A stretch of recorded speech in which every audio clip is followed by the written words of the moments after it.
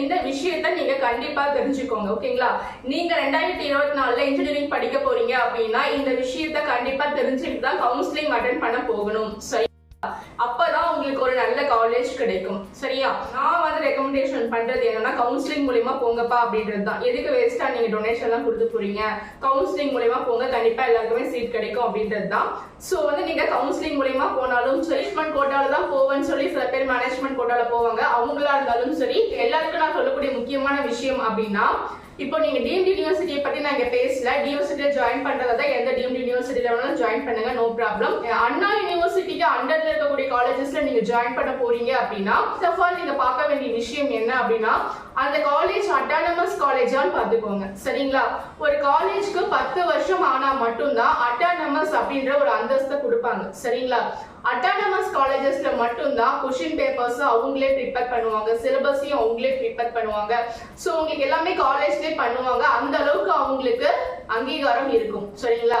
ஈஸியா நீங்களும் பாஸ் பண்ணிக்கலாம். இது தவிர்த்து அந்த காலேஜ் நாக் ஏ கிரேட் வாங்கியிருக்காங்களா, NBA சர்டிபிகேட் வாங்கியிருக்காங்களா, இது எல்லாத்தையும் நீங்க செக் பண்ணிக்கணும். சரிங்களா?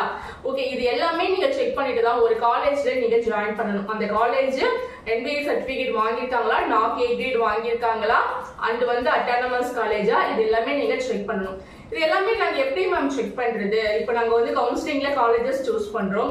அந்த காலேஜோட கவுன்சிலிங் கோட நாங்க எப்படி தெரிஞ்சுக்கிறது? அந்த காலேஜ் NBA சர்டிபிகேட் வாங்கியிருக்காங்களா, நாக் ஏ கிரேட் வாங்கியிருக்காங்களா, அது அட்டானமஸ் காலேஜா, இதெல்லாம் நாங்க எப்படி செக் பண்ணிக்கிறது அப்படின்னு நீங்க கேட்டீங்கன்னா அதுக்கு தான் உங்களுக்கு புக்லெட் அப்படின்றத ரிலீஸ் பண்ணுவாங்க. சரிங்களா? உங்களுக்கு கவுன்சிலிங்க்கு ஒரு 4-5 நாளைக்கு முன்னாடி இந்த புக்லெட்டை ரிலீஸ் பண்ணுவாங்க.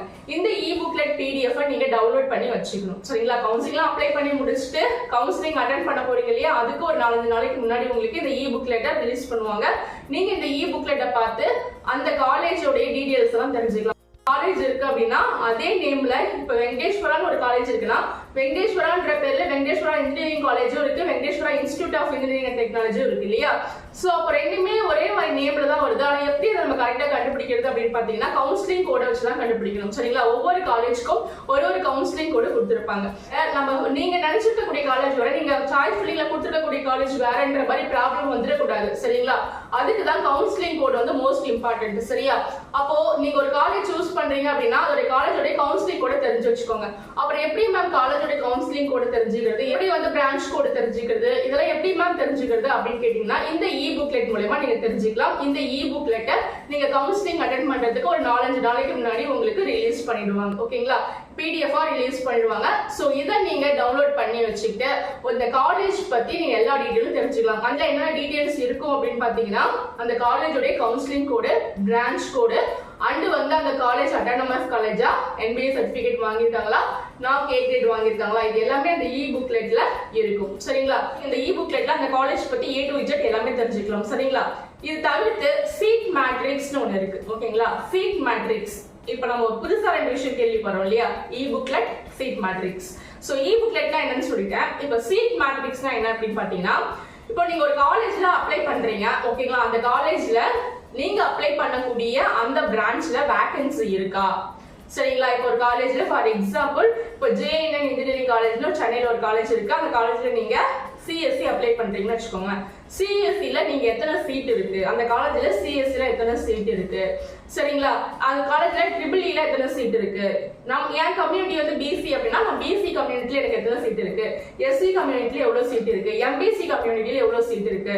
சோ இது எல்லாமே நீங்க தெரிஞ்சுக்கிறதுக்கு தான் சீட் மேட்ரிக்ஸ். ஓகேங்களா? சீட் மேட்ரிக்ஸ் எப்போ ரிலீஸ் பண்ணுவாங்கன்னு பாத்தீங்கன்னா நீங்க வந்து கவுன்சிலிங் அட்டென்ட் பண்றதுக்கு ஒரு 3 or 4 ஹவர்ஸ்க்கு முன்னாடி இதை ரிலீஸ் பண்ணுவாங்க. ஓகேங்களா? லாஸ்ட் இயர் வந்து பாத்தீங்கன்னா அந்த ஸ்பெஷல் ரிசர்வேஷன் கவுன்சிலிங்க்கு ஒரு 2 or 3 ஹவர்ஸ்க்கு முன்னாடி தான் இந்த சீட் மேட்ரிக்ஸை ரிலீஸ் பண்ணாங்க. சரிங்களா? இந்த சீட் மேட்ரிக்ஸை பார்த்து தான் நீங்க எந்தெந்த காலேஜஸ்ல என்னென்ன பிரான்ச்சஸ் வந்து வேகன்சி இருக்கு, எவ்வளோ கம்யூனிட்டிக்கு எந்தெந்த கம்யூனிட்டிக்கு எவ்வளோ வேகன்சி இருக்கு அப்படின்றத தெரிஞ்சுக்கலாம். சரியா? அதுக்காக தான் இந்த seat matrix. For example computer science இன்ஜினியரிங்ல SCக்கு ஒரு 4 சீட் இருக்கு, MBCக்கு ஒரு 4 சீட் இருக்கு, BCக்கு ஒரு 4 சீட் இருக்குன்னா அந்த சீட் மேட்ரிக்ஸ்ல கொடுத்துருப்பாங்க. ஓகேங்களா? ஒருவேளை எந்த சீட்டுமே இல்ல அதுல ஃபுல்ஃபில் ஆயிடுச்சு அப்படின்னா டேஷ் போட்டிருப்பாங்க. சரிங்களா, ஃபுல்ஃபில் பண்ணிட்டாங்க அப்படின்னா டேஷ் போட்டிருப்பாங்க. இது மேக்ஸிமம் வந்து யாருக்கு இந்த ப்ராப்ளம் வரும்னா ரவுண்ட் 2ல வரவங்களுக்கு தான் வரும். சரிங்களா, ரவுண்ட் 1ல வரவங்க அப்பதான் ஃப்ரெஷ்ஷா வந்து கவுன்சிலிங் அட்டென்ட் பண்ண போறாங்க. அதனால அவங்களுக்கு எல்லா சீட்டுமே அப்படியே இருக்கும். ஓகேங்களா, அவங்களே முன்னாடி ஸ்பெஷல் ரிசர்வேஷன்ல இருக்கவங்களுக்கு ரொம்ப ரொம்ப சந்தோஷமான விஷயம் என்னன்னா அவங்களுக்கும் சீட் அப்படியே இருக்கும். ஓகேங்களா, அவங்க தான் ஃபர்ஸ்ட் வந்து கவுன்சிலிங் அட்டென்ட் பண்ணுவாங்க. ஸ்பெஷல் ரிசர்வேஷன் ஸ்டூடெண்ட்ஸ் தான். அதுக்கப்புறம் வந்து பார்த்தீங்கன்னா ரவுண்ட் 1 ஸ்டூடெண்ட்ஸ் அட்டென்ட் பண்ணுவாங்க. ரவுண்ட் 1 ஸ்டூடெண்ட்ஸ்க்கு மோஸ்ட்லி அப்படியே சீட்லாம் அப்படியே தான் இருக்கும். சரிங்களா, ரவுண்ட் 1 ஸ்டூடெண்ட்ஸ் வந்து எல்லா சீட்டையும் எடுத்துக்கிட்டாங்க அப்படின்னா ரவுண்ட் 2 ஸ்டூடெண்ட்ஸ்க்கு சீட் வந்து குறைய வாய்ப்பு இருக்கு. ஸோ எக்ஸாம்பிள் ஒரு காலேஜ்ல பிசி கம்யூனிட்டிக்கு 4 சீட்டு தான் இருக்கு சிஎஸ்சில. அந்த 4 சீட்டையும் ரவுண்ட் 1 ஸ்டூடெண்ட்ஸ் எடுத்துட்டாங்க அப்படின்னா உங்களுக்கு ரவுண்ட் 2 ஸ்டூடெண்ட்ஸ்க்கு சீட் இருக்காது இல்லையா? ஸோ அதை நீங்க சீட் மேட்ரிக்ஸ் பார்த்து தெரிஞ்சுக்கலாம்.